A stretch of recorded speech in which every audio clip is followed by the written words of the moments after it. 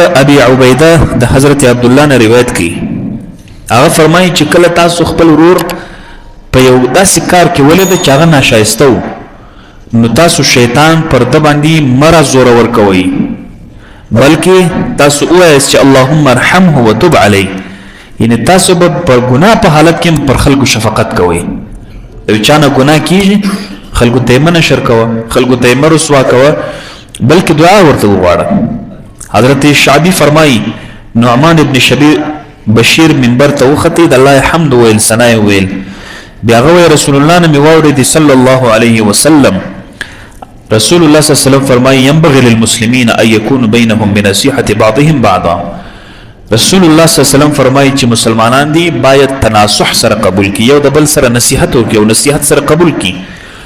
مسلمانان دي یو بل سره داسې مینه محبت وکي لکه کل عضو من الجسد لکه عضو یو ټوټه د بدن چې کله خوش سي ستا ګوته یو ګوته ده چې کله خوش سي کنه ټول شپه ټول بدن ستا بے قراری کني دا یو د پښه ګوته دی خوش سي ټول شپه دی بدن ټول بے قراری نه تاب نه لري بے تابي ستا یو معمولی ویشته بے ځای سي یا دردمن سي یا داغه په مقدار او اندازه د بدن د عضو دی څه تکلیف ویني ټول شپه ته بشه تیرې ټول بدن رسول الله صلی الله علیه وسلم فرمایي د مسلمانان دی ټول دغه سي چې کله په یو مسلمان تکلیف یا بل مسلمان دیم په ځان باندې دا تکلیف دغه سی و بولی لکه زما خپل تکلیف شي بل مسلمان چې کله په هغه باندې یو